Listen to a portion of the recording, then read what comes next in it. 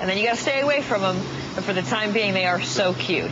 All right, thanks, John. Well, there's a new generation of worker emerging that may care more about giving back than getting a corner office. And there are also a lot of people who've been at their jobs for decades who want to feel like they're doing more than earning a paycheck. And our Polly Labar is here with another workplace revolution for us. Is there any job where I can work with small polar bears available? I hope not. After the news from the zoo. That's true. But when they're little, they're so cute.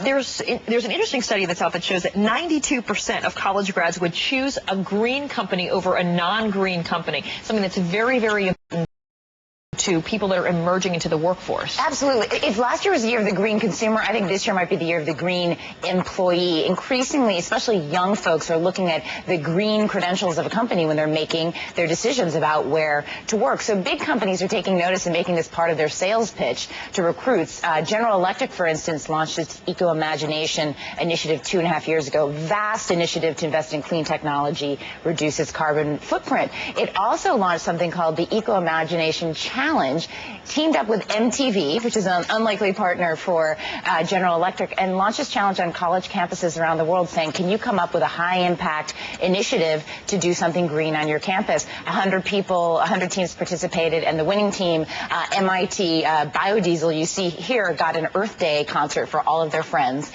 on their campus. Wow, the most popular kids at school. Exactly. And then there's people who've been in their jobs for a long time. They've climbed up the corporate ladder, and they want to be able to feel like they can do something that involves helping the world around them, but they don't want to have to give up their careers. Sure. And success doesn't mean just money, security, climbing up the ladder. As you said, it means waking up in the morning and saying, I'm doing good work. So Accenture, the global consulting firm, has really taken notice of this emerging reality, and they created something called Accenture Development Partners, a one-of-a-kind model where they take their top performers, they give them a 50% pay cut. This is a perk.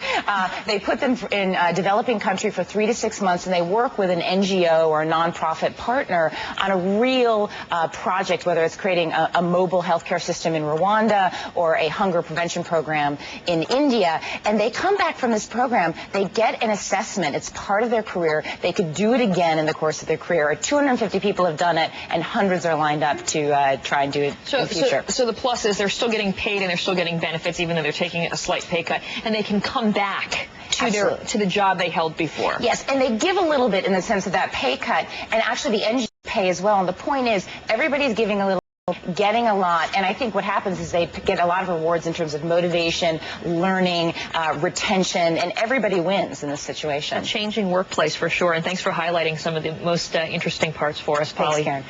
John? Well, first it was the Golden